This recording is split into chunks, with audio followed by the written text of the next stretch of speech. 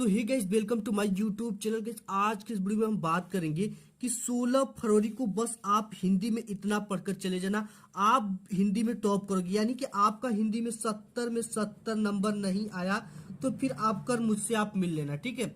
क्योंकि आपको 70 में 70 की गारंटी केवल मैं जो आज के इस वीडियो में बताने जा रहा हूं, सिर्फ आप उसको तैयार कर लेना, ठीक है। 70 नंबर आप तबाही मचा कर आओगे हिंदी में, केवल आप इतना तैयार कर लो। हिंदी का पूरा टॉपिक, ठीक है, वो भी आपको उत्तर के साथ मिलेगा और इसके साथ ही साथ मैंने 2 पेपर भी सॉल्व कराऊंगा इस वीडियो में आपको, ठीक है। एक ये पेपर है और एक ये पेपर है, इन दोनों पेपर को आपको पूरा का पूरा सॉल्व भी कराऊंगा और इन टॉपिक को आप तैयार करके चलेंगे तो आप पूरा का पूरा 70 नंबर जरूर लेकर आओगे, ठीक है। इससे बाहर एक भी क्वेश्चन नहीं आने वाले हैं, ठीक है। और ये जो क्वेश्चन है 16 फरवरी को 101% आपकी बोर्ड एग्जाम में बिल्कुल वो बिल्कुल पक्का आएगा, ठीक है। और इस वीडियो में जो सबसे अधिक निगाहें होगी वो किस पे होगी, इस वीडियो में आप देखोगे 25 सबसे महत्वपूर्ण बहुविकल्पी प्रश्न जो कि 16 फरवरी को आपके पेपर में छपे रहेंगे।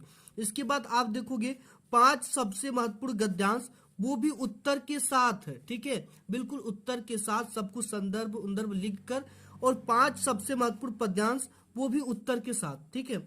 और 5 सबसे महत्वपूर्ण निबंध जो कि आप उत्तर के साथ देखोगे और इन निबंध को तैयार कर लेते हो तो आपका बोर्ड एग्जाम में 9 नंबर यहाँ पे बिल्कुल पक्का हो जाता है।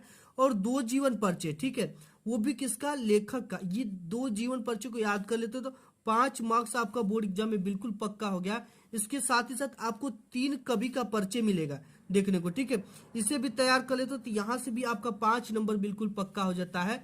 इसके बाद संस्कृत के महत्वपूर्ण गद्यांश, ठीक है, वो भी 3 गद्यांश। कितने गद्यांश, 3 गद्यांश, और संस्कृत के 3 महत्वपूर्ण पद्यांश, जिसे आप तैयार कर लेते हो तो आपका बोर्ड एग्जाम में नंबर बिल्कुल पक्का। और इसके साथ ही साथ इस वीडियो में हम देखेंगे संस्कृत के महत्वपूर्ण प्रश्न और उनके उत्तर, ठीक है। तो सबसे पहले हम क्या देखेंगे, 25 महत्वपूर्ण बहुविकल्पी प्रश्न 16 फरवरी को जो छप चुके हैं, ठीक है। तो आइए उसको सबसे पहले देख लेते हैं। ये है 25 बहुविकल्पी प्रश्न, ठीक है, क्लास 10th के लिए हिंदी के सबसे महत्वपूर्ण है। बस हिंदी में आप इतना पढ़कर जाना, 16 फरवरी को आप टॉप करके आओगे, ठीक है। तो सबसे पहला जो बहुविकल्पी प्रश्न है वो दे रखा है कि चिंतामणि निबंध संग्रह है, ठीक है, किसका है, महावीर प्रसाद द्विवेदी, रामचंद्र शुक्ल, यशपाल, जैनेन्द्र कुमार, ठीक है। तो जो चिंतामणि है वो आपका आचार्य रामचंद्र शुक्ल का एक निबंध संग्रह है, ठीक है। नेक्स्ट क्वेश्चन देख लेते हैं।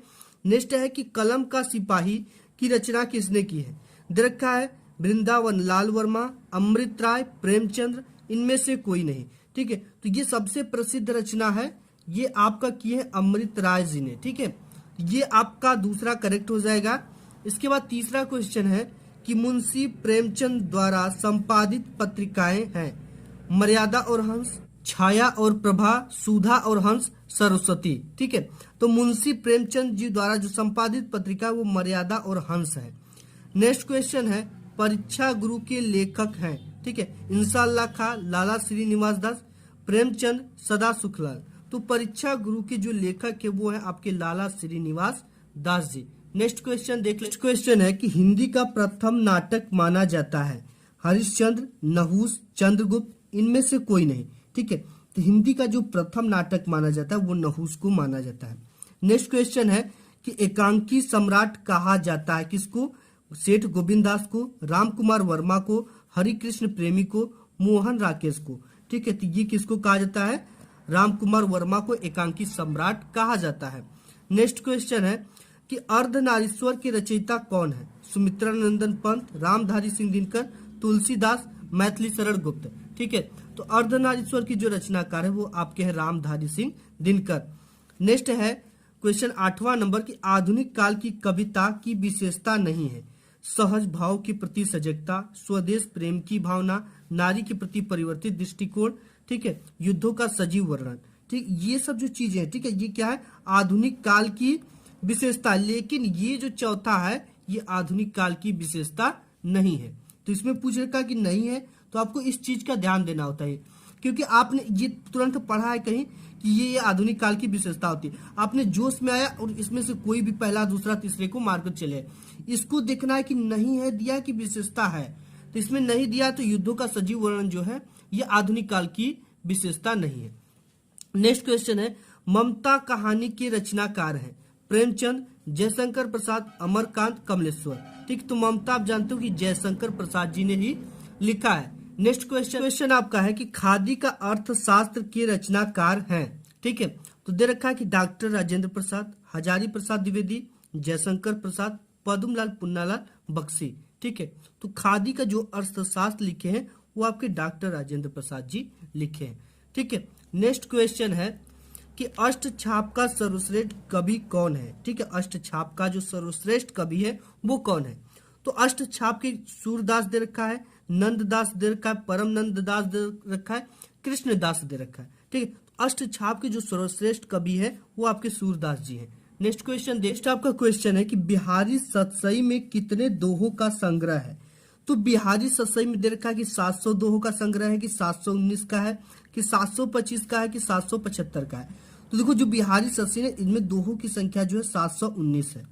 ठीक है, इसके बाद नेक्स्ट क्वेश्चन 13 नंबर है कि साकेत महाकाव्य के रचयिता कौन है। दे रखा है मैथिली शरण गुप्त, रामधारी सिंह दिनकर, बालकृष्ण शर्मा नवीन, सुभद्रा कुमारी चौहान। ठीक है, तो साकेत जो महाकाव्य वो मैथिली शरण गुप्त जी का है। और नेक्स्ट क्वेश्चन है कि निम्न में से कौन छायावाद कवि है। कवि ध्यान देना कि कवि पूछ रहा है।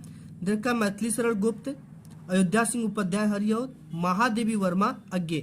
तो देखो जो छायावाद की इसमें प्रमुख कवि है वो है महादेवी वर्मा। 4 तो बहुत ही महत्वपूर्ण कवि है छायावाद के, पंत हो गए, निराला हो गई, महादेवी वर्मा हो गए, जयशंकर प्रसाद हो गए।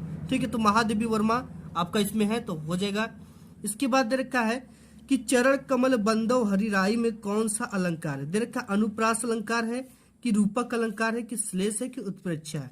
ठीक है, इसमें देखो चरण कमल बंदो हरिराई में भेद रहित आरोप है, तो इसमें जो अलंकार होगा आपका वो होगा रूपक अलंकार। ठीक है, तो यहाँ पे कौन सा अलंकार हो गया, रूपक अलंकार।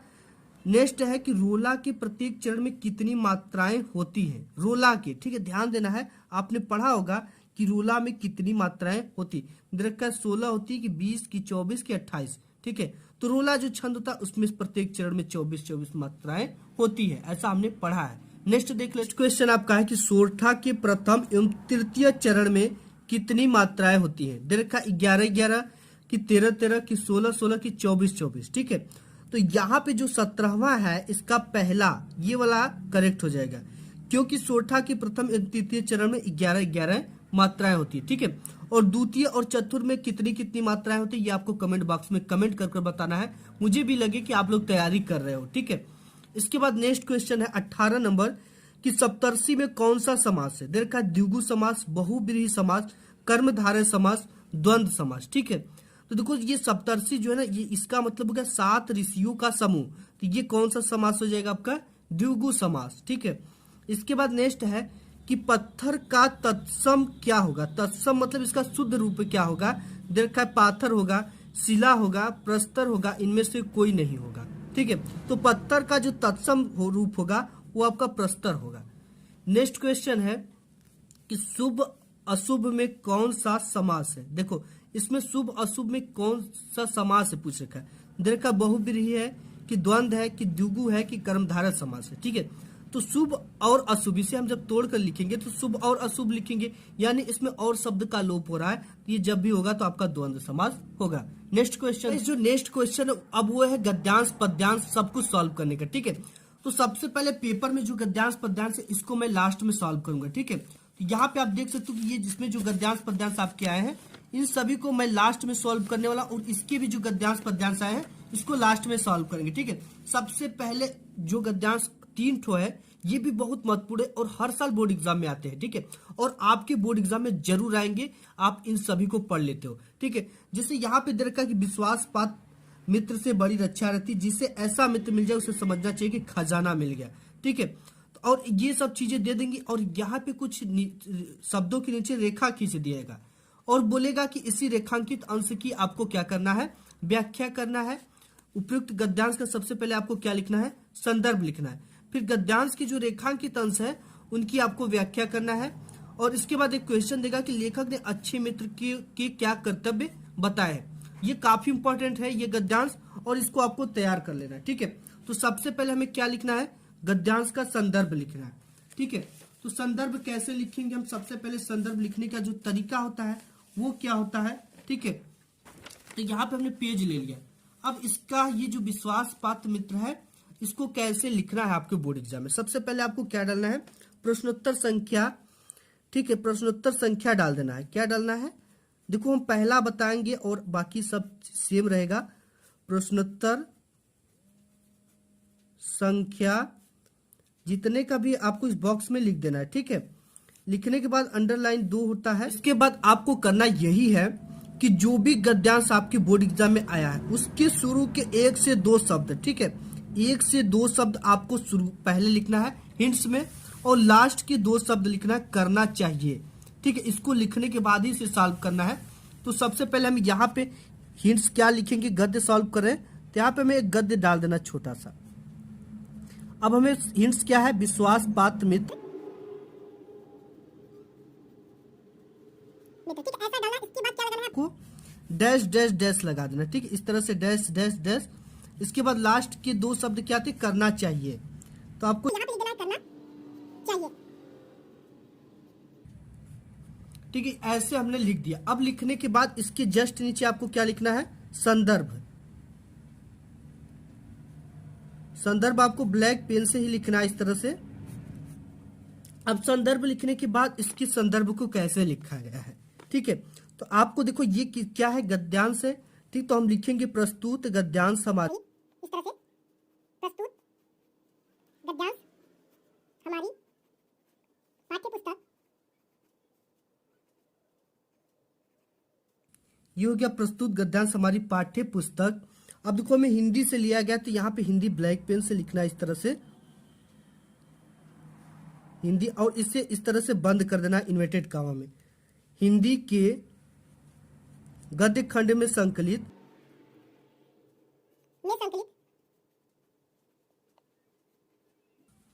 संकलित। अभी देखो ये किस पार्ट से लिया गया? संदर्भ में यही लिखा जाता है कि ये किस पार्ट से लिया गया और इसके लेखक कौन है। तो गद्य खंड में संकलित मित्रता नामक पार्ट से लिया है, और इस तरह से इन्वर्टेड कॉमा में कर देना है। ये लिखना है मित्रता नामक पार्ट से लिया गया है। ये आपने लिख दिया। अब लिखना क्या है? इसके लेखक, इसके लेखक कौन है? आचार्य रामचंद्र शुक्ल। तो इसे लिखना है इस तरह से ब्लैक पेन से आचार्य, इसे इन्वर्टेड कॉमा लिखना है आचार्य। इसके बाद यहाँ पे लिखना है रामचंद्र शुक्ल, आचार्य रामचंद्र शुक्ल है, ठीक है। तो इस तरह से आपको क्या लिखा गया? आपका संदर्भ लिखा गया। इसी तरह से आपको बोर्ड एग्जाम में लिख कर आना है 16 फरवरी को। इसके बाद क्या पूछता है इसमें कि रेखांकित अंश की व्याख्या कीजिए। ये जिसके नीचे रेखा खींचा गया, तो इस रेखा वाले को आप देख लेना है, इसी को अपने शब्दों में लिखना होता है, ठीक है। जिसे रेखांकित अंश की व्याख्या, यहाँ पे हमने क्या डाल दिया? हेडिंग डाल दिया। तो यहाँ पे बोल रहा है कि सच्ची मित्रता उत्तम जीवन निर्वाह में बहुत सहायक सिद्ध होती है। सच्चे मित्र की तुलना उत्तम वैद्य से किया गया है। वैद्य अपने कार्य में कुशल और जानकार होता है, उसी तरह सच्चा मित्र अपने मित्र की अच्छाई और बुराई को परख लेता है, उसे दूर करता है। इतना ही नहीं, अच्छा मित्र माँ जैसा धैर्यवान होता है, व्यवहार में कोमलता होती है। प्रत्येक व्यक्ति को ऐसा ही मित्र करने का प्रयास करना चाहिए, ठीक है। इसकी यही व्याख्या हो गई। देखो यहाँ पे सच्ची मित्रता उत्तम से उत्तम वैद्य से निपुणता और परख होती है, तो अच्छी से माता का साथ धैर्य और कोमलता होती है। ऐसे ही मित्रता करने का प्रयत्न करने प्रत्येक पुरुष को करना चाहिए, ठीक। इस तरह से आपको करना है। इसके बाद आपको एक क्वेश्चन पूछ देगा कि लेखक ने अच्छे मित्र के क्या कर्तव्य बताए हैं। तो देखो लेखक ने इसमें जो बताया है वो आपका क्या बताया है? एक अच्छा मित्र उत्तम पूर्वक जीवन निर्वाह करने में हमारी मदद करता, और जब हम हतोत्साहित होते तो हमें उत्साहित करता है। ये इसका क्वेश्चन के आंसर हो गया। नेक्स्ट गाइस, आपके बोर्ड एग्जाम में ये वाला गद्यांश जरूर आएगा, ठीक है। ये गद्यांश जो है वो very very very very important है। आप जितना वेरी लिख दो उतने ज्यादा ये इंपॉर्टेंट है। ये इसको कैसे सॉल्व करना है कि पूरा का पूरा नंबर मिले, और सॉल्व करने का जो सही तरीका वो क्या है। देखो इसमें दे रखा है कि एक प्राचीन विद्वान का वचन, विश्वास पात्र मित्र से बड़ी रक्षा रहती, जिसे ऐसा मित्र मिल जाए उसे समझना चाहिए कि खजाना मिल गया। विश्वास पात्र मित्र जीवन की एक औषधि है, ठीक है। ये इस तरह से पूरा गद्यांश दे रखा है और ये आपके बोर्ड एग्जाम में देगा, ठीक है। देने के बाद इससे पूछ देगा उपयुक्त गद्यांश का संदर्भ लिखिए, और ये क्वेश्चन पूछेगा कि जो रेखा खींचा गया है शब्दों के नीचे उसकी व्याख्या कीजिए, और एक हिस्से से रिलेटेड क्वेश्चन रहेगा। अब देखो किसकी हमें व्याख्या करना है, ये जो रेखा यहां से लेकर यहां तक खींचा गया केवल और केवल इन्हीं की व्याख्या करना है, ठीक है। जो यहां से लेकर यहां तक खींचेगा। अब इसकी व्याख्या कैसे करनी, सबसे पहले हमें इसका संदर्भ लिखना पड़ेगा। संदर्भ से भी पहले हमको क्या लिखना पड़ेगा, हिंट्स लिखना पड़ेगा। हिंट्स क्या है, शुरू के 2 शब्द लेना है और अंत के 2 शब्द लेना है, ठीक है। परख होती है लेना, या होती है ले सकते हैं, परख होती है। तो सबसे पहले हम इसको हिंट्स डालेंगे, एग्जामिनर इसी चीज को देखता है। तो गाइस यहाँ पे सबसे पहले आपको ऊपर क्या लिख लेना है, प्रश्नोत्तर संख्या, ठीक है। बोर्ड एग्जाम की कॉपी में सबसे पहले आपको प्रश्नोत्तर संख्या, ठीक है। ये पहले के अंतर्गत आएगा तो ब्रैकेट में लिखना पहला, और पहला इसमें क ख ग देगा, क करे तो क लिख देना, ख करे तो ख करना। इसके नीचे इस तरह से 2 पाई खींचना है, ठीक है। ये हो गया हमारा। अब इसके बाद हिंट्स क्या देना, देखो एक प्राचीन, ठीक है। तो यहाँ पे लिखना है गद्य, इस तरह से गद्य लिखने के बाद यहाँ पे हिंट्स लिखना एक और लिखना प्राचीन, इसके बाद लगाना dash dash dash dash, last में क्या परख होती है, यहाँ पे लिखना परख होती है, ठीक है। ये होता है एग्जामिनर के लिए हिंट्स, क्योंकि यहाँ पे आपके बोर्ड एग्जाम में 2 ठो गद्यांश देता है, ठीक है। तो ये पता चलता है एग्जामिनर को कि आपने कौन सा किया है। लास्ट में देखिए यही परख होती है, ठीक है। इसको हमने लिख दिया। अब लिखने के बाद हमें क्या डालना है हेडिंग, इसके बाद हमें संदर्भ है, यहाँ पे हम डालेंगे संदर्भ, और संदर्भ में क्या लिख देंगे, यहाँ पे संदर्भ इसका। तो संदर्भ कैसे लिखना आपको, सही तरीका क्या बोलिए,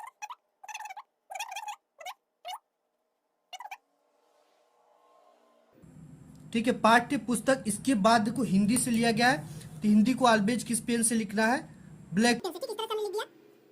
रिलेटेड का काम करना है हिंदी के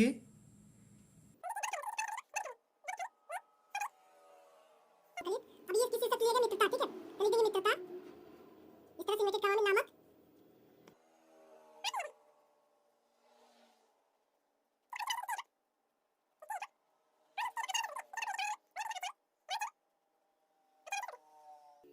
आचार्य रामचंद्र शुक्ल जी, है। इस तरह से आपको क्या लिख दिया आपने, संदर्भ, ठीक है। इसी तरह से आपको बोर्ड में एग्जाम में लिखना है कि प्रस्तुत गद्यांश हमारी पाठ्य पुस्तक हिंदी गद्य खंड में संकलित मित्रता नामक पाठ से लिया गया। इसके लेखक आचार्य रामचंद्र शुक्ल है, ठीक है। अब इसका क्या करना है, रेखांकित अंशों की व्याख्या करने के लिए आपको इसमें बोलेगा उपयुक्त रेखांकित अंश की व्याख्या कीजिए, ठीक है। अब किसकी व्याख्या करना है, इसकी यहां से लेकर आपको यहां तक व्याख्या करना है कि एक प्राचीन विद्वान का वचन है कि विश्वासपात मित्र से बड़ी रक्षा रहती है। जिसे ऐसा मित्र मिल जाए उसे समझना चाहिए कि खजाना मिल गया, ठीक है। विश्वासपात मित्र जो है जीवन की एक औषधि है। हमें यहाँ पे क्या डालना है, रेखांकित अंश की व्याख्या डालना है संदर्भ के बाद, और यहाँ पे लिखना उपयुक्त पंक्ति में लेखक कहता है कि एक बहुत पहले विद्वान का कहना है कि अच्छे मित्र में उत्तम वैद्य के समान निपुणता तथा परख होती है। जैसे एग्जाम्पल दिया कि अच्छा वैद्य रोगी के शारीरिक दोषों को चतुरता से समझ लेता है और रोगों को परख कर उनकी उचित चिकित्सा करता है, उसी प्रकार एक सच्चा मित्र होता है, अपने मित्र की बुराइयों को समझकर वो उसे दूर कर देता है, ठीक है। तो इसी प्रकार से आपको इसकी क्या लिखना है, व्याख्या करना है रेखांकित अंशों की। बिल्कुल इसमें यही कभी कहना चाहता है कि जो अच्छे मित्र होते हैं वो एक वैद्य के समान होते हैं। जिस प्रकार वैद्य एक रोगी को देखकर, उसके सकुशल वैद्य रोगी को देखकर ही बता दे कि इसमें कौन सी रोग है, उसकी दवा दे दे वो सही हो जाए, उसी प्रकार एक सच्चा मित्र औषधि के समान होता है। नेक्स्ट देख में आपका एक क्वेश्चन है कि लेखक ने सच्ची मित्रता की तुलना किससे की है। देना है कि लेखक ने सच्ची मित्रता की तुलना उत्तम वैद्य से की है। किससे की है, लेखक ने सच्ची मित्रता की तुलना उत्तम वैद्य से की। देखने के बाद गाइस नेक्स्ट है और काफी इंपॉर्टेंट है, ठीक है। ये आपके बोर्ड एग्जाम में 101% आ रहा है। तो क्या है, हे भगवान तब के लिए विपद के लिए इतना आयोजन, परम पिता की इच्छा के विरुद्ध इतना साहस, पिताजी क्या भीख न मिलेगी, क्या कोई हिंदू भूपृष्ठ पर न बचा रह जाएगा जो ब्राह्मण को 2 मुट्ठी अन्न दे सके, ठीक है। ये रहेगा। और इसकी देखो ऊपर भी रेखांकित अंश है, नीचे भी रेखांकित अंश है। तो आपको सबसे पहले यहां से यहां तक व्याख्या करना है, इसके बाद यहां से लेकर यहां तक व्याख्या करना है। कैसे करना है और कैसे सब कुछ लिखना है सबसे पहले मैं आपको बता देता हूं। इसके नीचे 3 क्वेश्चन है।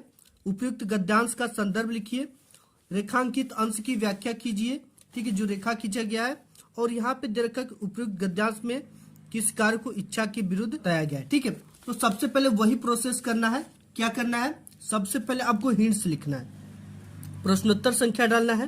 प्रश्नोत्तर संख्या डालने के बाद क्या डालना है, हिंट्स।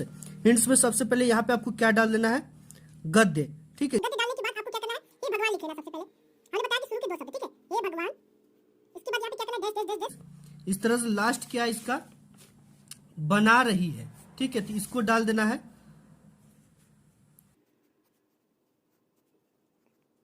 ये हो गया, ठीक है। ये इसका एग्जामिनर के लिए हिंट्स हो गया, क्योंकि जो आपके बोर्ड एग्जाम में गद्यांश आता है वो दो ठो आता है, एक तो करने के लिए बोलेगा, फिर एक तो अथवा में रहता है, ठीक है।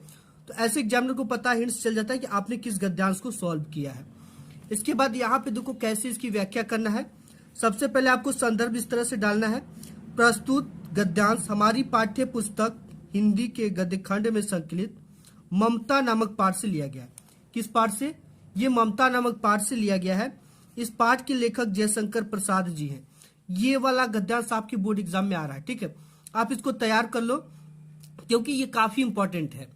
अब इसके रेखांकित अंश की किसकी व्याख्या करना है, जिसके नीचे रेखा खींचा गया, जिसके नीचे रेखा खींचा गया, सबसे पहले यहां से लेकर यहां तक व्याख्या करना है। इसके बाद यहां पर भी रेखा खींचा गया, फिर से बना रही है तक ना, इसकी व्याख्या करना है। तो आपको डालना क्या है, रेखांकित अंश की व्याख्या, हेडिंग डालनी इस तरह से।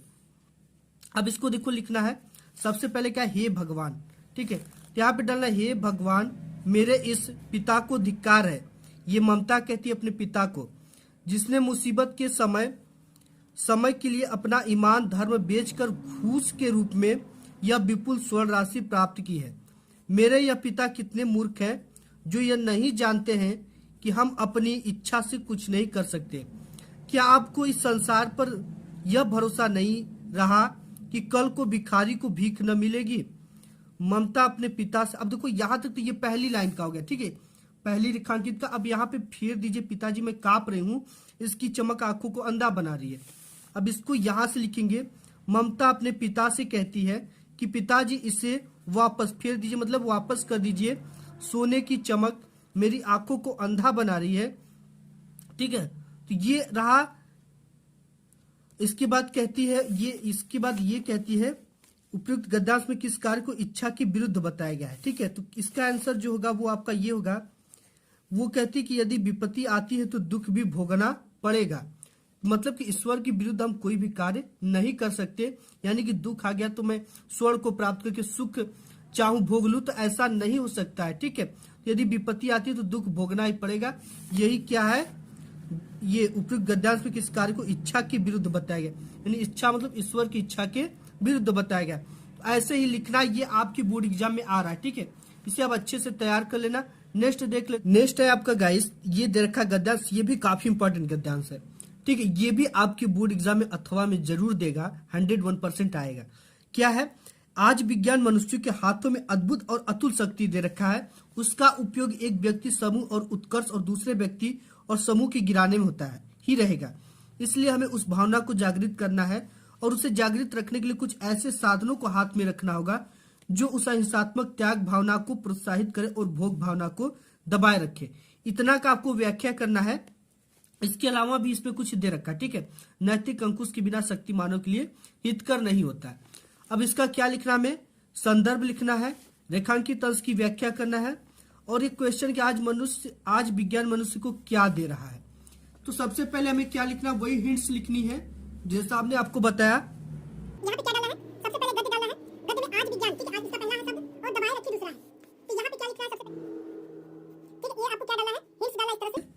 तो फाइनली मैंने हिंट्स डाल दिया और इसके बाद जस्ट संदर्भ लिखना है। संदर्भ इस तरह से लिखना है, प्रस्तुत गद्यांश हमारी पाठ्य पुस्तक हिंदी के, ब्लैक से लिखना है, गद्य खंड में संकलित भारत संस्कृति, ठीक है, भारतीय संस्कृति नामक पाठ से लिया गया है। इस पाठ के जो लेखक वो डॉक्टर राजेंद्र प्रसाद जी, इसको आप तैयार कर लेना, ये जरूर से जरूर आएगा, ठीक है। प्रस्तुत गद्यांश हमारी पाठ्य पुस्तक हिंदी के गद्य खंड में संकलित भारतीय संस्कृति नामक पाठ से लिया गया है। इस पाठ के लेखक डॉक्टर राजेंद्र प्रसाद जी हैं। अब ये जितनी रेखा खींचा गया इसकी पूरी हमें क्या करना है, व्याख्या करना है। तो व्याख्या कैसे करेंगे, देखो उसी के शब्दों में लिखना होता है जो दिया है। आज का युग विज्ञान का युग है। विज्ञान ने मनुष्य के हाथ में असीम शक्ति दी है। कुछ लोग इस शक्ति का उपयोग एक व्यक्ति अथवा किसी एक समुदाय की उन्नति और विकास के लिए करते हैं। किंतु कुछ अन्य किसी दूसरे व्यक्ति और समुदाय के पतन के लिए करते हैं, इसका उपयोग करते हैं। आज एक व्यक्ति अथवा एक देश विज्ञान की बिना विनाशकारी उपकरणों और अस्त्र शस्त्रों का प्रयोग दूसरे के सब कुछ हथियाना चाहता है, करता है। यानी लेखक का कहने का मतलब है कि जो विज्ञान है, जो अतुल शक्ति दे रहा है विज्ञान मनुष्य के हाथ में, वो उसका उपयोग जो मनुष्य कर रहा है वो लोगों को डराने धमकाने के लिए कर रहा है, एक राष्ट्र के विकास को में बाधा पहुंचाने के लिए कर रहा है, एक राष्ट्र के विकास को रोकने के लिए कर रहा है। ठीक है, देखो यही बोल रहा है, आज का जो युग है विज्ञान का युग है। विज्ञान ने मनुष्य के हाथ में असीम शक्ति दे रखा है। कुछ लोग इस शक्ति का उपयोग एक व्यक्ति अथवा किसी एक समुदाय की उन्नति और विकास के लिए करते हैं। ठीक है, कोई विकास के लिए करता है, कोई उन्नति के लिए करता है, लेकिन कुछ लोग किंतु कुछ अन्य किसी दूसरे व्यक्ति और समुदाय के पतन के लिए इसका उपयोग करते हैं। ठीक है, कि वो व्यक्ति का समुदाय खत्म हो जाए, उस देश का पतन हो जाए। आज एक व्यक्ति अथवा एक देश विज्ञान के बिना विनाशकारी उपकरणों अस्त्र शस्त्रों का प्रयोग दूसरों का सब कुछ हथियाना चाहता है के लिए करता है। ठीक है, तो ये तो आप जान ही रहे हो। इसके बाद इसमें क्या पूछ रखा है, आज विज्ञान मनुष्य को क्या दे रहा है। तो आज जो विज्ञान है वो मनुष्य को एक अद्भुत एवं अतुल शक्ति दे रहा है। ये चीज है कि आज विज्ञान जो है मनुष्य को अद्भुत एवं अतुल शक्ति दे रहा है। नेक्स्ट आपका है ये पद्य है, और ये पद्यांश काफी इंपॉर्टेंट है। ठीक है, ये आपकी बोर्ड एग्जाम में आएगा। देखो जो है, चरण कमल बंदो हरियाई, जाकी कृपा पंगु गिरी, लंघ है अंधे को सब कुछ कछु दर्शाई, बहिरो सुने गुंग पुनि बोले रंक चले सिर छत्र धराई, सूरदास स्वामी करुणामय बार बार बंदो तिहि पाई। इसका क्या करना है, आपको संदर्भ लिखना है, फिर रेखांकित अंश की क्या करना है व्याख्या, और 2 क्वेश्चन पूछ रखा है। ठीक है, तो सबसे पहले हम इसमें पद लिखने के लिए क्या करेंगे, यहाँ पे प्रश्नोत्तर संख्या डाल देंगे, इसके बाद डालेंगे क्या पद, ये हिंट्स के रूप में रहेगा। और हमने बताया कि शुरू के 2 शब्द चरण कमल ले लेंगे और यहाँ पे तिहि पाई ले लेंगे। ठीक है, यहाँ पे मैंने लिया चरण और कमल, दस दस दस दस। अब यहाँ पे तिहि पाई, ठीक है, क्या है तिहि पाई है, तो तिहि पाई ले लेंगे।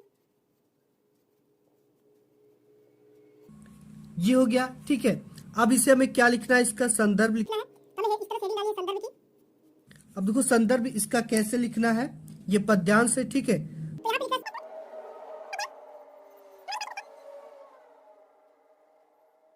पाठ्य पुस्तक। अब देखो हिंदी लिखा है ब्लैक से आपको, हिंदी।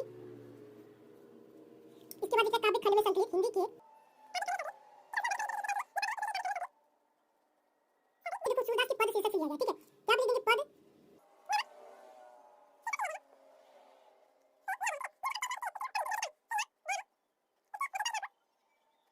तो इसकी जो क्या है, इसकी जो रचयिता है,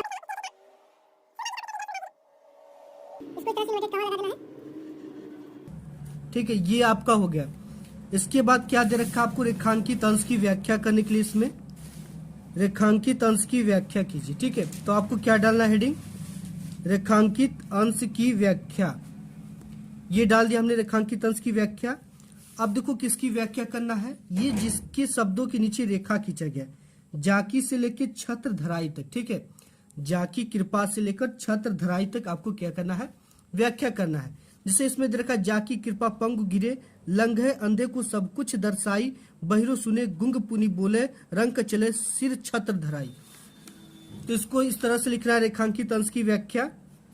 मैं उस ईश्वर के कमलवत चरणों की वंदना करता हूँ जिनकी कृपा से लंगड़ा व्यक्ति पर्वत को पर चढ़ जाता है, अंधे को सब कुछ दिखाई देने लगता है, और बहरा व्यक्ति सुनने लगता है, और गूंगा व्यक्ति बोलने लगता है, और निर्धन व्यक्ति सर पर छत्र धारण करके चलने लगता है। इसकी व्याख्या यही हो जाएगी। ये आप देख सकते हो कि मैं उस ईश्वर के चरणवत कमलों की वंदना करता हूँ जिनकी कृपा से, ठीक है, लंगड़ा भी क्या करता है, पर्वत को चढ़ जाता है, अंधे को सब कुछ दिखाई देने लगता है, और बहिरा सुनने लगता है, गूंग आदमी फिर से बोलने लगता है, और जो रंक यानी जिसके पास कुछ भी नहीं वो भी सिर पर छत्र धारण करके चलने लगता है। अब इसके बाद एक क्वेश्चन इसमें देता है कि प्रस्तुत पंक्ति में कौन सा अलंकार है, ये क्वेश्चन जरूर देगा। देखो इसमें जो अलंकार होगा ना आपका रूप और अनुप्रास अलंकार, ठीक है, रूपक होगा, ये रूपक और अनुप्रास अलंकार है। और यहाँ पे दे रखा है ये किसकी कृपा से लंगड़ा व्यक्ति पर्वत पर चढ़ जाता है? ये ईश्वर की कृपा से, ठीक है। ईश्वर जो कृपा करेगा तभी तो लंगड़ा व्यक्ति पर्वत पे चढ़ जाएगा। तो ईश्वर की कृपा जब होती है तब। नेक्स्ट देख ले। नेक्स्ट आपका है कि अभिगत गति कछु कहत न आवे, जो गूंगे मीठे फल को रस अंतर्गत ही भावे। ठीक है। परम स्वाद सबकी सुर निरंतर अमी तो तोष उपजावे, मणि बानी को अगम अगोचर सौ जाने जो पावे। रूप रेख गुण जाति जुगति ताते सुर सगुन पद गावे। ये दे रखा है। इसके नीचे दे रखा है कि उपयुक्त पद्यांश का संदर्भ लिखिए, रेखांकित अंश की व्याख्या कीजिए, प्रस्तुत पंक्ति में कौन सा रस है। इसमें रस पूछा, उसमें अलंकार पूछा था, इसमें रस पूछ दिया। तो सबसे पहले वही प्रोसेस करनी है, हिंट्स देना, अभिगत गति 2 शब्द लेना है और लास्ट में क्या है, पद गावे। इसको क्या करना है, यहाँ पे ब्लैक पेन से प्रश्नोत्तर संख्या डालने के बाद आपको इस तरह से डालना है। ठीक है, ये हो गया अभिगत और यहाँ पे गति और थोड़ा सा आपको हिस्सा यहाँ पे दे देना पद का। ठीक है, क्योंकि ये आप क्या सॉल्व कर रहे हो, पद। अभिगत गति dash dash dash dash, last में क्या था आपका, पद गावे। तो इसको लिख देना है पद गावे। ठीक है। ये चीजें हमने लिख दिया। लिखने के बाद हमें संदर्भ लिखना है। संदर्भ आपका क्या है, प्रस्तुत पद्यांश हमारी पाठ्य पुस्तक हिंदी के काव्य खंड में संकलित पद नामक शीर्षक से या पद नामक पाठ से लिया गया है।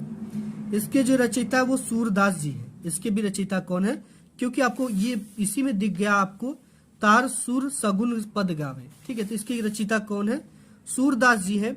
और इसमें किसकी व्याख्या करना, यहाँ से लेकर यहाँ तक, अभिगत गति कछु कहत नाव है।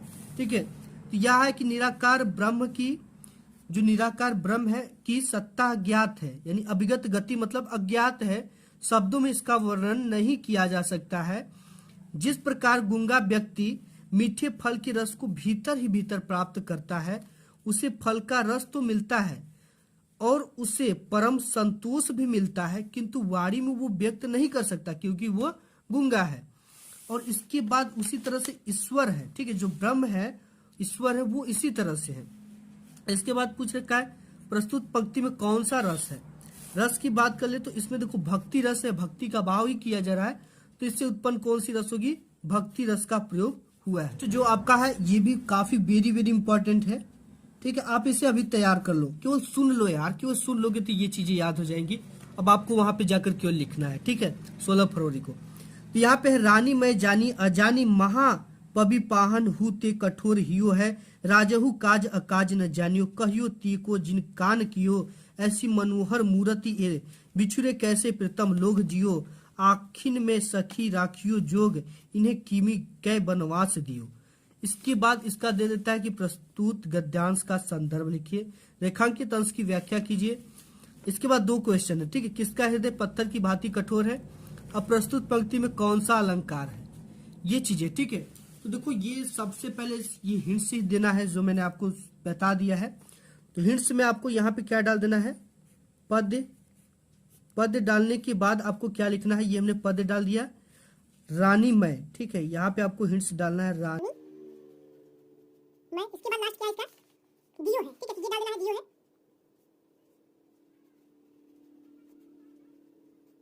ये हमने डाल दिया। इसके बाद हमें क्या डालना है, संदर्भ। तो ये प्रस्तुत पद्यांश हमारी पाठ्य पुस्तक हिंदी काव्य खंड में संकलित वन पथ पर नामक शीर्षक से लिया गया है। ठीक है, किस शीर्षक से, वन पथ पर। इसको ध्यान देना है, ये आएगा आपके बोर्ड एग्जाम में। वन पथ पर नामक शीर्षक से लिया गया है। इस पाठ की जो रचयिता वो तुलसीदास जी है। कौन है, तुलसीदास जी वन पथ पर लिखे हैं। अब देखो इसकी व्याख्या कैसे करना है, जो ये रेखा खींची, ऐसी मनोहर मूर्ति ये बिछुरे कैसे प्रीतम लोग जियो है, आखिर में सखी राखियो जोग, इन्हें कीमी में कह बनवास दियो है। तो ये जो ग्रामीण महिलाएं उनके द्वारा ये व्यक्त किया जा रहा है, जब राम लक्ष्मण और सीता जब वन पथ पर आगे की ओर बढ़ते हैं तो उनके द्वारा देखकर ये चीजें कही गई है। ठीक है, राम लक्ष्मण और सीता जब वन पथ पर आगे बढ़ रहे हैं, उन्हें देखकर गांव के नर नारी आपस में बात कर रहे हैं कि ऐसी मन को हरण करने वाली मूर्तियां को बिछुड़ जाने पर पता नहीं इनके प्रेमी, ठीक है, कौन प्रेमी, जो माता पिता प्रेमी और कोई प्रेमी नहीं। ठीक है, इनके प्रेमी कैसे जीवित है, हे सखी राजकुमार आंखों में रहने योग्य है, अर्थात आंखों में बसाने योग्य है, भला इन्हें किस निष्ठुर ने वनवास दिया है। ठीक है, ये इस तरह से आपको व्याख्या इसकी करनी है। ये बिल्कुल सेम है, आपको ज्यादा कठिन नहीं, इजी है। इस आखिर में सखी गराखी जोग, इन्हें कीमी के बनवास दी, इन्हें कौन बनवास दिया है। इसके बाद नेक्स्ट है कि किसका हृदय पत्थर की भांति कठोर है। तो देखो यहाँ पे इसको देखो, जिस रानी ने इन लोगों को बनवास दिया है उनका जो हृदय वो पत्थर की भांति कठोर है। अब इसमें अलंकार कौन सा है, अलंकार तो इसमें आपका अलंकार होगा अनुप्रास अलंकार। ठीक है, नेक्स्ट देख ले। नेक्स्ट आपका बहुत ही इंपॉर्टेंट है, ये आपके बोर्ड एग्जाम में आएगा ही आएगा। ठीक है, काफी इंपॉर्टेंट है। ये सच्चा प्रेम वही है जिसकी तृप्ति आत्मबलि पर हो निर्भर, त्याग बिना निष्प्राण प्रेम है, करो प्रेम पर प्राण निछावर, देश प्रेम वह पूर्ण क्षेत्र है, अमल असीम त्याग से विलसित, आत्मा की विकास से जिसमें मनुष्यता होती है विकसित। ठीक है, ये आपका काफी रामनरेश त्रिपाठी जी का इंपॉर्टेंट है और ये आपके बोर्ड एग्जाम में आता ही आता है। ठीक है, देखो ये बिल्कुल सरल होता है, इसके लिए कुछ भी नहीं करना होता है। इसके जो शब्द होते हैं ना वो आसान वाले शब्द होते हैं। क्यों आसान वाले होते हैं, जैसे यहाँ पे आप देख सकते हो देश प्रेम वह पूरे क्षेत्र है। ठीक है, यानी कि जो देश से प्रेम करने वाला, देश प्रेम एक ऐसा साधन है, एक ऐसा चीज है जिससे एक पूरे क्षेत्र से माना जाता है, अमल असीम त्याग से विलसित। ठीक है, तो आप इसको इजीली अपने भाषा में क्या कर सकते हो, कन्वर्ट कर सकते हो, यानी व्याख्या कर सकते हो। तो इसकी व्याख्या करने के लिए सबसे पहले हमें क्या लिखना पड़ेगा, शुरुआत के 2 शब्द लिखने होंगे और अंत के 2 शब्द लिखकर इसे हिंट्स देना पड़ेगा। ठीक है, विकसित है लास्ट वाला शब्द और पहला वाला क्या है, सच्चा प्रेम। तो हम इसमें क्या सॉल्व करें, ये पद सॉल्व करें तो आपको इस तरह से पद लिखना है, लिखने के बाद इस तरह से करना है। ठीक है, सच्चा प्रेम यहाँ पे लिख देना है, ये हमें लिख दिया सच्चा प्रेम डैश डैश डैश विकसित लिख देना। ठीक है, ये हो गया आपका विकसित। ये हिंट्स देने के बाद हमें पूछ देगा इसमें कि संदर्भ लिखने के लिए। ठीक है, तो संदर्भ हेडिंग डाल देंगे प्रस्तुत पद्यांश। ठीक है, पद्यांश है हमारी पाठ्य पुस्तक हिंदी के काव्य खंड। देखो यहाँ पे वो गद्य खंड लिखते थे, गद्य में, पद में क्या लिखेंगे, काव्य खंड में संकलित स्वदेश प्रेम नामक शीर्षक से लिया गया है।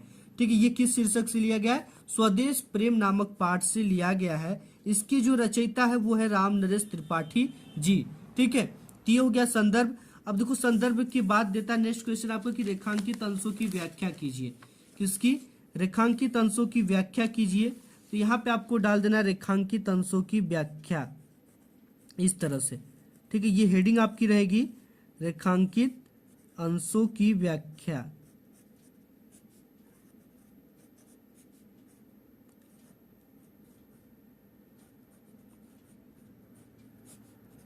ये हमने डाल दिया रेखांकित अंशों की व्याख्या।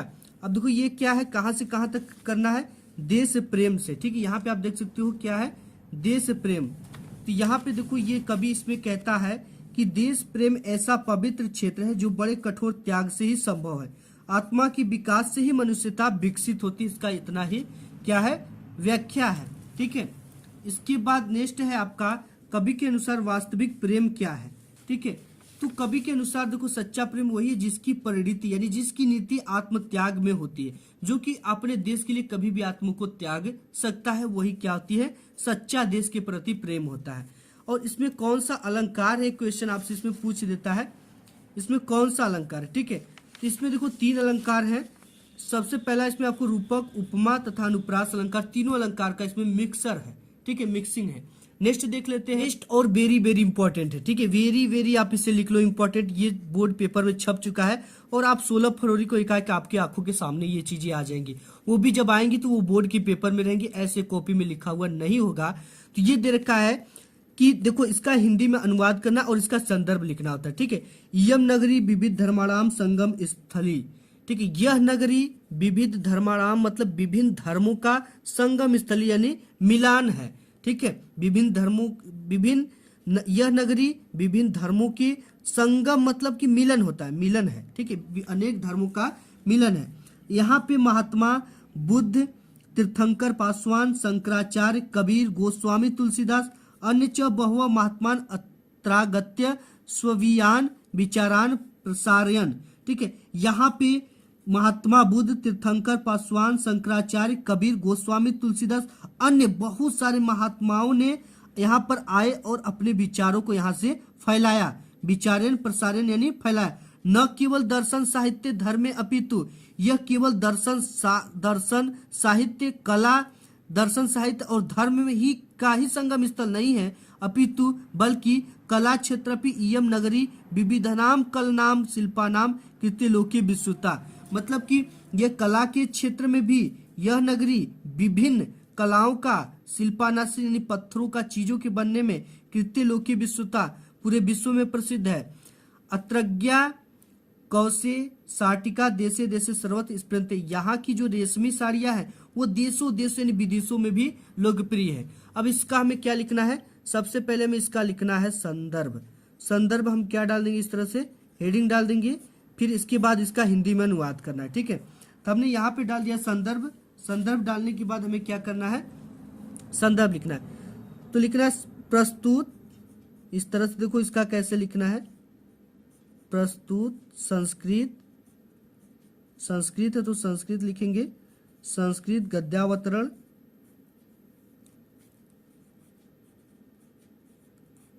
ये गद्यावतरण है तो गद्यावतरण हमारी, यहां पे लिखेंगे पाठ्य पुस्तक,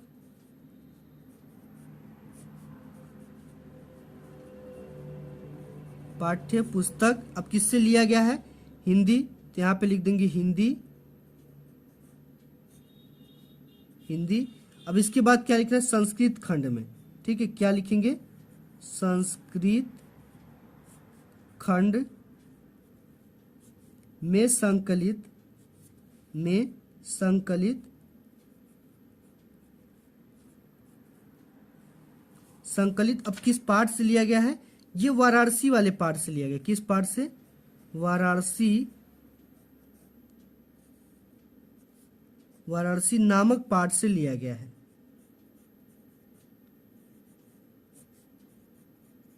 ये काफी इंपॉर्टेंट है और आपके बोर्ड एग्जाम में आएगा।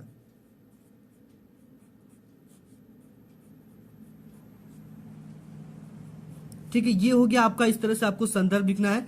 प्रस्तुत संस्कृत गद्यावतरण हमारी पाठ्यपुस्तक हिंदी संस्कृत खंड में संकलित वाराणसी नामक पाठ से लिया गया है। ठीक है, अब देखो इसकी आपको क्या करना है, व्याख्या। इयम नगरी विविध धर्मणाम संगम स्थली। ठीक है, मतलब कि यह नगरी अनेक धर्मों की मिलन का स्थान है। महात्मा बुद्ध, तीर्थंकर पासवान, शंकराचार्य, कबीर, गोस्वामी, तुलसीदास तथा अन्य बहुत महात्माओं ने यहाँ आकर अपने विचारों को फैलाया। केवल दर्शन, साहित्य और धर्म में ही नहीं बल्कि कला के क्षेत्र में भी यह नगरी अनेक कलाओं और शिल्पों के लिए लोक में प्रसिद्ध है। यहाँ की बनी हुई रेशमी साड़ियाँ देश विदेश सब जगह पसंद की जाती है। ठीक है, इसका ये क्या हो गया, आपका हिंदी में अनुवाद हो गया। जैसे यहाँ पे आप देख सकते हो बिल्कुल सेम यही अनुवाद है। ठीक है, ये हमने आपको बता दिया। नेक्स्ट देख, नेक्स्ट गाइस आपका बहुत ही इंपॉर्टेंट ये चीजें हैं। ठीक है, ये वेरी वेरी इंपॉर्टेंट आप लगा लो क्योंकि ये आपके बोर्ड एग्जाम में आएंगे। यहाँ पे देखा, माता गुरुत्वा भूमि खात पितोचतरस्ता मना शीघ्रतरम वातात। तो गाइस इसका भी हमें सबसे पहले क्या लिखना है, संदर्भ। ठीक है, तो इस तरह से हम संदर्भ लिख देंगे।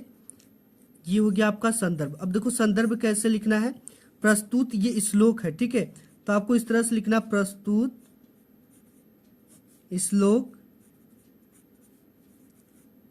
हमारी पाठ्य पुस्तक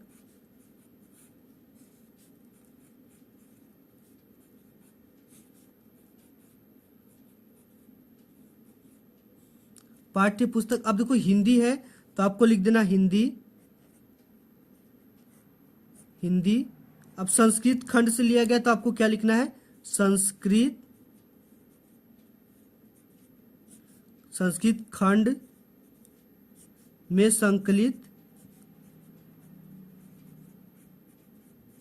संकलित किस पाठ से लिया गया है, जीवन सूत्राणी। ठीक है, किस पाठ से आपका लिया गया है, जीवन सूत्राणी। तो हमने लिख दिया कि प्रस्तुत जीवन सूत्राणी नामक पाठ से लिया गया है, पाठ से लिया गया है। ठीक है, ये आपका हो गया। अब इसके बाद हमें क्या करना है, इसका हिंदी में अनुवाद। ठीक है, तो यहाँ पे क्या हो गया, युधिष्ठिर आपका उत्तर देता है, पृथ्वी से अधिक भारी माता है, आकाश से भी ऊंचा पिता है, वायु से भी अधिक शीघ्रगामी मन है, तीर्ण से भी, तीर्ण यानी तिनका से भी अधिक छीड़ करने वाली ये चिंता है। ठीक है, यहाँ पे क्या रहेगा, चिंता है। ये हो गया आपका। ठीक है, तो इस तरह से आपको लिखना है। माता गुरुत्रा यानी आपका युधिष्ठिर उत्तर क्या देता है, पृथ्वी से अधिक भारी माता है, ठीक है, यानी महान माता है। पितो च तरस्तथा, यानी कि पिता से भी ऊंचा, आकाश से भी ऊंचा आपका पिता का स्थान है। और यहाँ पे वायु से भी शीघ्र, यानी वायु से भी तेज आपका मन है।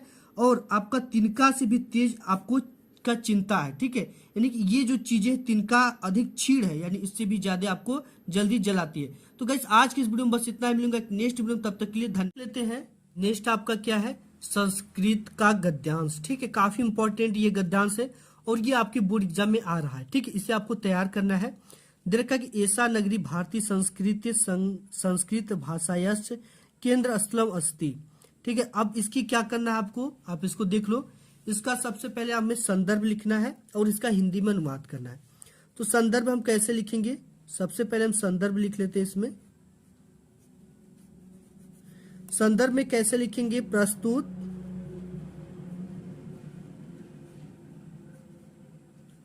संस्कृत गद्यावतरण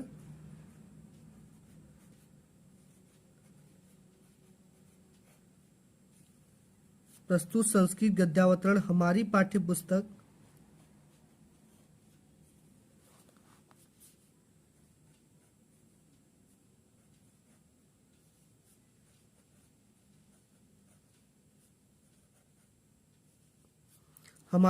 पुस्तक ठीक है, हिंदी से लिया गया है, तो हिंदी इस तरह से लिखना है।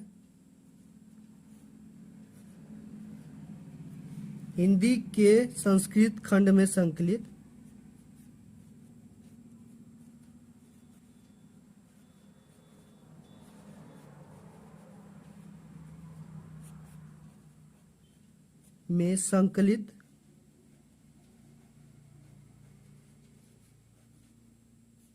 संकलित ये किस चैप्टर से लिया गया आपका, वाराणसी, ठीक है, वाराणसी चैप्टर से लिया गया है, वाराणसी नामक पाठ से लिया गया है,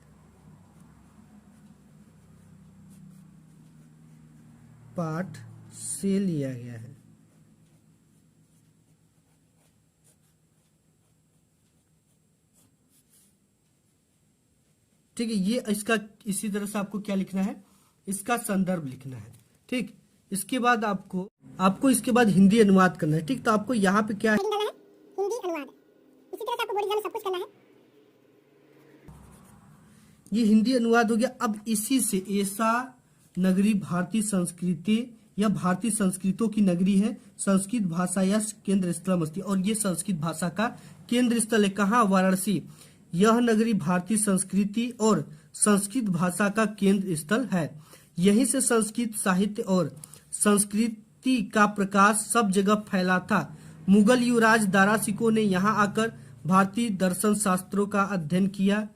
वह उसके ज्ञान से ऐसा प्रभावित हुआ कि उसने उपनिषदों का अनुवाद फारसी भाषा में करा दिया, ठीक है, बिल्कुल श्रेष्ठ आपका। और ये वेरी वेरी इंपॉर्टेंट ये गद्यांश है, ठीक है, संस्कृत गद्यांश है। तो आपको ये है वाराणसी सुविख्यात प्राचीन नगरी इयम विमल सलिल तरंगाय गंगाय कूले स्थिता अस्या घटनाम वल्याकृति पंडित धवलयाम चंद्रिकायां बहुराजते अगणिता पर्यटका सुदुर्भ्य नित्यम अत्र आयंती अस्या घटना शोभाम विलोक्य इमाम बहु प्रशंसति, ठीक है। तो इसका क्या लिखना है, हमें सबसे पहले संदर्भ लिखना और हिंदी में अनुवाद लिखना है। संदर्भ लिखेंगे, प्रस्तुत संस्कृत गद्यावतरण हमारी पाठ्य पुस्तक हिंदी के संस्कृत खंड में संकलित वाराणसी नामक पाठ से लिया गया है। अब इसका हिंदी में अनुवाद के लिए यहाँ पे आपको हेडिंग डालना पड़ेगा, हिंदी में अनुवाद,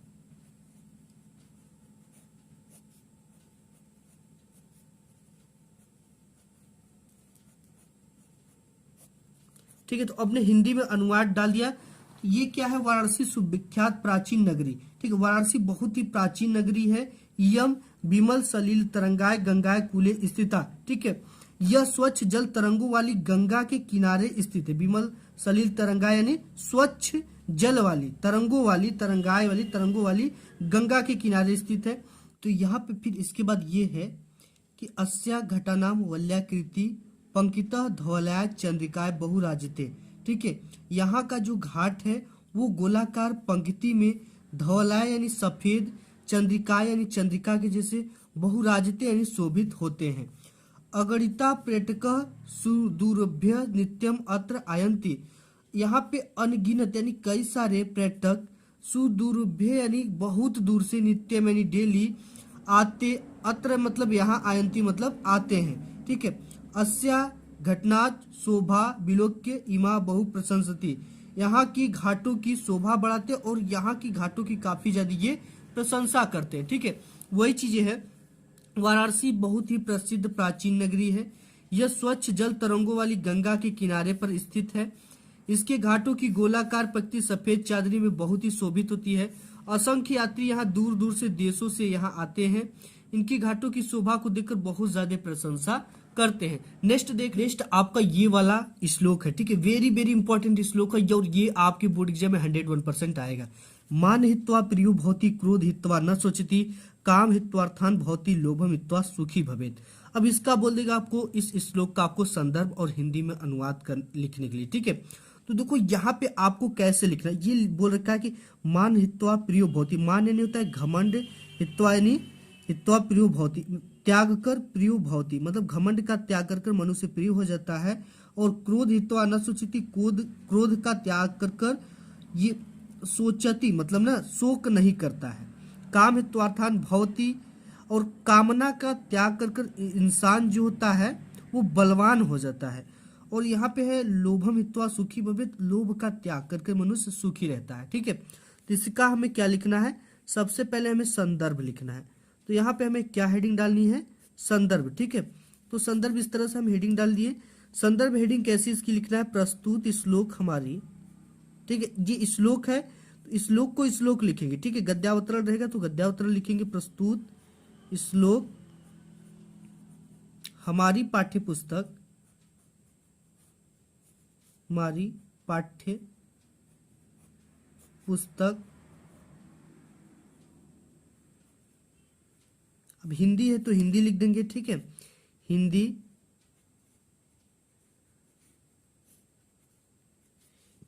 के संस्कृत खंड में, संस्कृत खंड के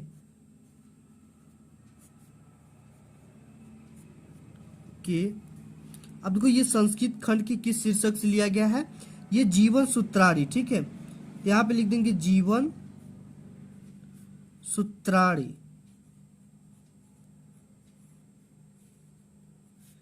जीवन सूत्राणी नामक शीर्षक से लिया गया है।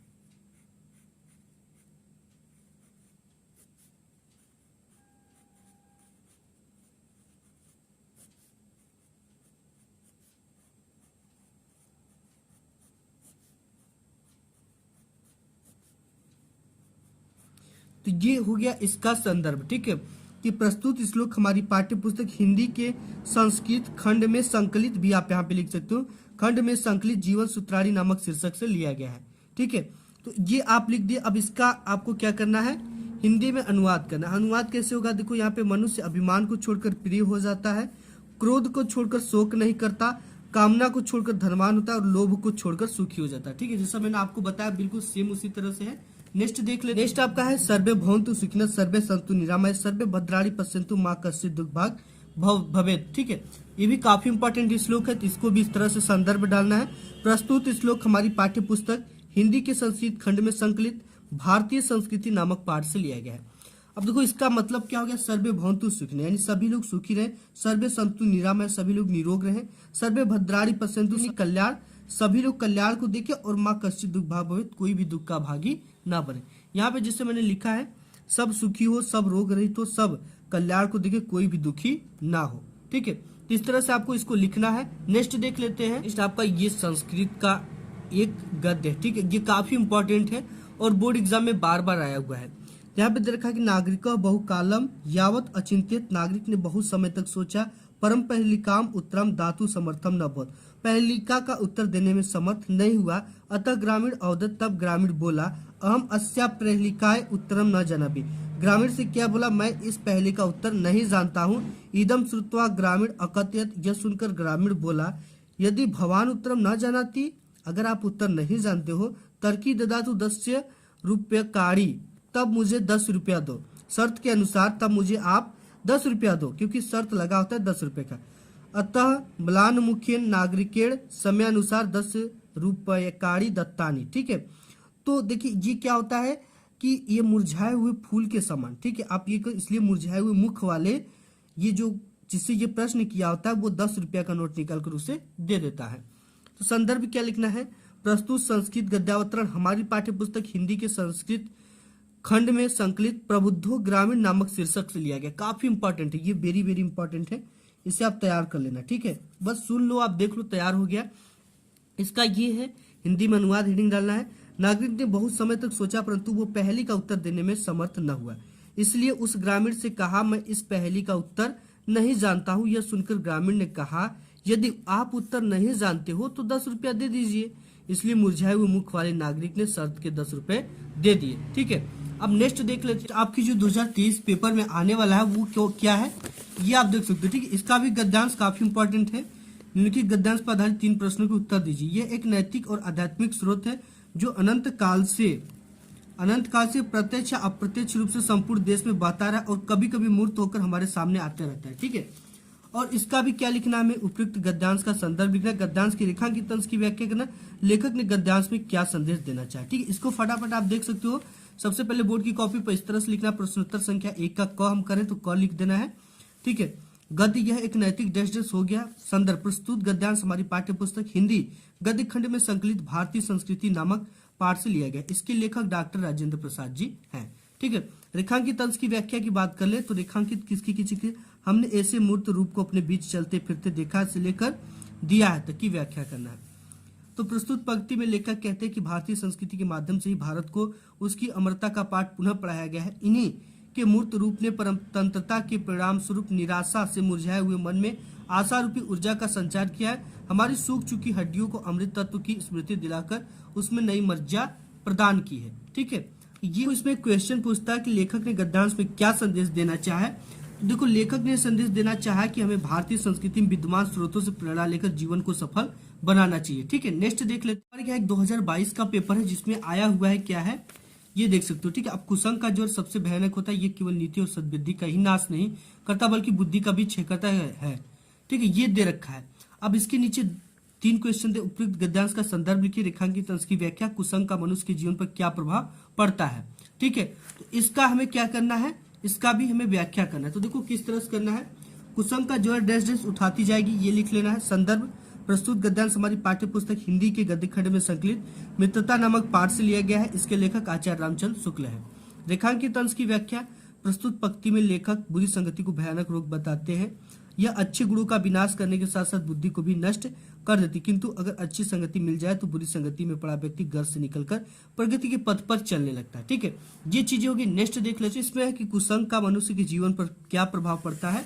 तो कुसंग का प्रभाव विनाशकारी होता है और यह अच्छे गुणों का विनाश करने के साथ साथ बुद्धि को भी नष्ट कर देती, यही प्रभाव पड़ता है। नेक्स्ट देख लेते हैं। नेक्स्ट आपका है कि क्वेश्चन है जो कि संस्कृत में क्वेश्चन आंसर आता है, वो आपको इन क्वेश्चन को तैयार कर लेना है। इससे बाहर एक भी क्वेश्चन आपके बोर्ड एग्जाम में नहीं पूछेगा।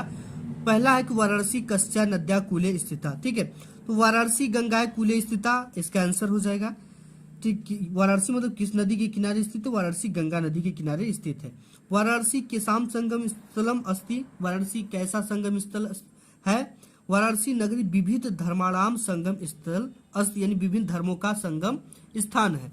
इसके बाद कुत्र मरणम मंगलम भवति, कहाँ मरने पर मंगल होता है। वाराणस्याम मरणम मंगलम भवति, इसको आपको तैयार कर लेना है। नेक्स्ट की वीर केन पूज्यत, वीर बीरेड़ पूज्यत, इसको तैयार करके जाना, ये आ रहा है आपके बोर्ड एग्जाम में छप चुका है। फिर पुरु राजा केन सह युद्धम अक्रोध, पुरु राजा अलछेन्द्रेण सह युद्धम अक्रोध। ठीक है, इसको भी तैयार कर लेना, ये आ रहा है। पदेन बिना किम दूरम याति, पदेन बिना पत्रम दूरम याति, इसे भी तैयार कर लेना है। ज्ञानम कुत्र संभवति, ज्ञानम सर्वत्र संभवति, इसे भी तैयार कर लेना है। चंद्रशेखर का आशित, चंद्रशेखर एक प्रसिद्ध क्रांतिकारी देशभक्त सचासित। ठीक है, इसे भी तैयार करके जाना है। नेक्स्ट टॉपिक पे बात। तो गाइस यहाँ पे संस्कृत का ये गद्यांश पद्यांश समाप्त होने के बाद आपको 5वां क्वेश्चन आता है जो कि ये आपके जिले वाइज होता है। ठीक है, ये आप कई जिले में अलग अलग चीजें पढ़ाई जाती है। तो आप अपने जिले का नाम कमेंट बॉक्स में कमेंट कर दो, मैं बता दूंगा कि आपके जिले में क्या पढ़ाया जाएगा। इसके बाद यहाँ पे आपका क्वेश्चन नंबर 6 के अंतर्गत आता है जीवन परिचय लिखने के लिए, जो कि 3 नंबर जीवन परिचय लिखने का, 2 नंबर इनकी एक रचनाओं का उल्लेख करने का। ठीक है, तो यहाँ पे सबसे पहले आचार्य रामचंद्र शुक्ल है और जयशंकर प्रसाद है। तो इस वीडियो में हम जयशंकर प्रसाद और आचार्य रामचंद्र शुक्ल को देखेंगे। सबसे पहले हम जयशंकर प्रसाद को देख लेते हैं। ठीक है, आपको इस तरह से बोर्ड एग्जाम में लिखना है। प्रश्नोत्तर संख्या 6 का क लिख रहे तो 6 का क डाल दिया। जयशंकर प्रसाद, ठीक है, जीवन परिचय। जयशंकर प्रसाद का जन्म काशी के एक प्रतिष्ठित वैश्य परिवार में सन 1889 ईस्वी में, कुछ लोग 90 मानते हैं और कुछ लोग 89। ठीक है, इनके पिता का नाम देवी प्रसाद तथा माता का नाम मुन्नी देवी था। अब देखो यहाँ पे आपको ध्यान क्या देना है, इनके जन्म को ब्लैक पेन से लिखना है, इनके माता का नाम, इनके पिता का नाम को ब्लैक पेन से लिखना और इनकी कुछ उपलब्धियां को ब्लैक पेन से लिखना है। ठीक है, बचपन में पिता का मृत्यु हो जाने के कारण जयशंकर प्रसाद की प्रारंभिक शिक्षा घर पर हुई। घर पर ही इन्होंने हिंदी, संस्कृत, उर्दू, फारसी भाषा का गहन अध्ययन किया। इनका बचपन तो सुख में बीता, किंतु बाद में इनको अत्यधिक कठिनाइयों का सामना करना पड़ा। इनका जीवन बड़ा ही संघर्षशील था। अल्पावस्था में क्षय रोग से ग्रस्त होकर सन 1937 ईस्वी में स्वर्ग सिधार गए। ठीक है, उनकी रचनाएं कामायनी, लहर, तितली इत्यादि है और आपको साइड में एक बॉक्स बना लेना है। इसके बाद हम देख लेते हैं यहाँ रामचंद्र शुक्ल का जीवन परिचय। तो आपको इस तरह से लिखना है। ठीक है, वेरी इंपॉर्टेंट है। तो यहाँ पे अब देखो ये जो हमने लिखा है रेड से, आपको ब्लैक से लिखना है। ठीक है, तो पंडित रामचंद्र शुक्ल का जन्म सन यहाँ पे 1884 ईस्वी में बस्ती जिले के अगोना नामक गांव में हुआ था। इनके पिता का नाम चंद्रबली शुक्ल था तथा इनकी प्रारंभिक शिक्षा हमीरपुर हुई थी। 1921 ईस्वी मिर्जापुर की मिशन स्कूल से हाई स्कूल की परीक्षा उत्तीर्ण की। गणित में कमजोर होने के कारण, ठीक है, इंटर की परीक्षा नहीं दे सके। हिंदी शब्द सागर के लिए वैधानिक सहायक के रूप में काशी आ गए। नागरी प्रचारिणी सभा पत्रिका का भी संपादन किया। स्वास्थ्य का दौरा पड़ने के कारण 2 फरवरी 1941 ईस्वी में उनका देहावसान हो गया। इनकी प्रमुख रचनाएं, निबंध की बात कर ले तो चिंतामणि और विचार वृत्ति है। आलोचना की बात कर ले तो रस मीमांसा और त्रिवेणी इनकी प्रमुख रचनाएं हैं। नेक्स्ट देख लेते हैं। आपका है कि ये कवि का जीवन परिचय। ठीक है, तुलसीदास और राम नरेश त्रिपाठी, ये भी 5 नंबर का आता है, और श्याम नारायण पांडे। ठीक है, तो सबसे पहले हम तुलसीदास जी का देख लेते हैं। तो आपको तुलसीदास जी का इस तरह से लिखना है। गोस्वामी तुलसीदास जी का जो जन्म है संवत 1554 ईस्वी को बांदा जिले के राजापुर नामक गांव में हुआ था। इनके पिता का नाम आत्माराम दुबे तथा माता का नाम हुलसी था। इनका बचपन का नाम राम बोला था। ये सरयू पारिण ब्राह्मण थे। इनके माता पिता इन्हें बचपन से ही त्याग दिए थे। तब स्वामी नरहरिदास ने इनका पालन पोषण किया था। इनका विवाह रत्नावली से हुआ था। ये अपनी पत्नी के प्रेम में बहुत अनुरुक्त रहते थे, लेकिन पत्नी की डांट के कारण इनके मन में वैराग्य उत्पन्न हो गया। इसके बाद यहाँ पे नेक्स्ट, और ये काशी चले गए। इनका जीवन काशी, अयोध्या और चित्रकूट में अधिक बीता। इनकी मृत्यु संवत 1680 ईस्वी काशी के 80 घाट पर हुई। रचनाएं की बात करें रामचरितमानस, विनय पत्रिका, गीतावली। ठीक है, इसके बाद एक और इम्पोर्टेंट है जो कि बहुत ज्यादा इंपॉर्टेंट है, ये आपके बोर्ड एग्जाम में आएगा जरूर, इसको तैयार कर लेना। मैथिली शरण गुप्त, ये राष्ट्रकवि माने जाने वाले कवि मैथिली शरण गुप्त का जन्म 1886 ईस्वी में चिरागांव जिला झांसी में हुआ था। इनके पिता का नाम सेठ रामचरण गुप्ता तथा माता का नाम काशीबाई गुप्ता। काव्य रचना की ओर बाल्यावस्था से इनका झुकाव था। आचार्य महावीर प्रसाद द्विवेदी की प्रेरणा से इन्होंने हिंदी काव्य की नवीन धारा को पुष्ट कर उसमें अपना विशेष स्थान बना लिया था। इनकी कविता में देशभक्ति एवं राष्ट्र प्रेम की भावना प्रमुख होने के कारण इन्हें हिंदी संसार ने राष्ट्र कवि कहा जाता है। ठीक है, नेक्स्ट देख लेते हैं। इस तरह इस बात का सम्मान दिया। राष्ट्रपति ने इन्हें संसद सदस्य भी मनोनीत किया। भारत माता से प्रेम करने वाले भारत माता की इस महान पुत्र का निधन सन 1964 ईस्वी में हो गया। इनकी रचनाएं साकेत, सुधरा, भारत भारती, पांचवटी इत्यादि है। ठीक है, इसके बाद आपके बोर्ड एग्जाम में देखो क्या आता है कि अपनी पाठ्य पुस्तक से कंठस्थ कोई एक श्लोक लिखिए। ठीक है, तो देखिए ये 2 श्लोक है, आप इसका स्क्रीनशॉट ले लो। ठीक है, सर्वे भवन्तु सुखिनः, सर्वे सन्तु निरामयी, सर्वे भद्राणि पश्यन्तु मां कश्चित् दुःख भाग् भवेत्। अगर ये आ जाता है तो ये इसको लिख देना है। अब्दु दुरागामी च साक्षरो न च पंडित, अमुक स्फुट वक्ता च यो जनाति स पंडित। इसे आपको तैयार कर लेना है। ठीक है, इसके बाद बारी आती है। ठीक है, ये संस्कृत के उत्तर है, तो ये तो मैंने आपको बता दिया। इसके बाद निम्नलिखित में से किसी एक विषय पर निबंध लिखे। कंप्यूटर शिक्षा, पर्यावरण प्रदूषण, विज्ञान अभिशाप या वरदान, परहित सरिस धर्म नहीं भाई। ठीक है, सबसे पहले गाइस आप पर्यावरण प्रदूषण पे ये देख सकते हो। ठीक है, आप इसका स्क्रीनशॉट ले सकते हो। इसी तरह से आपको बोर्ड एग्जाम में सब कुछ लिखना। प्रदूषण के कारण में एक एक चीजों को लिख देना। वायु प्रदूषण इस तरह से, जल प्रदूषण, ध्वनि प्रदूषण भी इस तरह से आपको लिखना है। ठीक है, ये चीजें आप देख सकते हो। इसके बाद आपको कैसे लिखना है, लिखना है प्रदूषण के कारण। ठीक है, जो कारण पर्यावरण प्रदूषण का सबसे बड़ा कारण विश्व में तेजी से जनसंख्या वृद्धि, इसको लिखना है। फिर प्रदूषण के रोकने का उपाय। ठीक है, आप इसको स्क्रीनशॉट लेकर पढ़ लो। फिर उपसंहार लिखना, इसके लिए हम सबको मिलकर पर्यावरण को बचाना होगा। प्रदूषण की समस्या आज पूरे विश्व में है, इसके लिए शासन व सरकार को भी पूर्ण रूप से इस पे ध्यान देना पड़ेगा। ठीक है, यहाँ पे है ध्यान देना चाहिए और पर्यावरण को बचाने के लिए और उचित कार्य करना चाहिए। आप अगर इसको करते तो 95% आपको पूरे के पूरे नंबर मिलेंगे। नेक्स्ट विज्ञान का वरदान या अभिशाप। ठीक है, तो सबसे पहले आपको इस तरह से रूपरेखा डालना, प्रस्तावना, विज्ञान वरदान, विज्ञान की देन, विज्ञान वरदान या अभिशाप, उपसंहार। प्रस्तावना डालना, विज्ञान आज ईश्वर की भांति सर्वव्यापी है, इस तरह से आपको देख लेना है। फिर विज्ञान वरदान डालना है, ठीक है, इस तरह से। नेक्स्ट देख लेते हैं, विज्ञान की देन जो है इस तरह से डालना है परिवहन के क्षेत्र में, ठीक है, पहली लंबे यात्राएं सोपन सी लगती थी, संचार के क्षेत्र में, दैनिक जीवन में, चिकित्सा के क्षेत्र में, ठीक है, इस तरह से आपको सब कुछ को तैयार कर लेना। विज्ञान वरदान या अभिशाप हेडिंग डालकर इसको लिख देना है। इसका आप स्क्रीनशॉट ले सकते हो, ठीक है, इसको आप पढ़ लोगे बाद में। उपसंहार आपको लिखना है, यदि विश्व के वैज्ञानिक विध्वंसात्मक आविष्कारों की प्रवृत्ति का त्याग कर मानवीय कल्याण के प्रति उन्मुख हो जाए तो शांति का साम्राज्य स्थापित हो जाएगा, ठीक है, इसका भी ले सकते हो। नेक्स्ट देख लेते हैं, नेक्स्ट आपका है कोरोना वायरस पे निबंध। आपको इस तरह से लिखना है, ये फटाफट आप देख सकते हो, ठीक है, ये आप देख सकते हो। इसी तरह से आपको बोर्ड एग्जाम में लिखना है। फिर कोविड-19 कोरोना वायरस, इस तरह से लिखना है सब कुछ, कोरोना वायरस के लक्षण, ठीक है। इसके बाद आपको कोरोना से बचाव के उपाय, ठीक है, ये चीजें लिखनी, भारत में लॉकडाउन की पहल, ये सब चीजें लिखना है, ठीक है। शेडिंग आपका है उपसंहार, ठीक है, आपको उपसंहार इस तरह से लिखना है।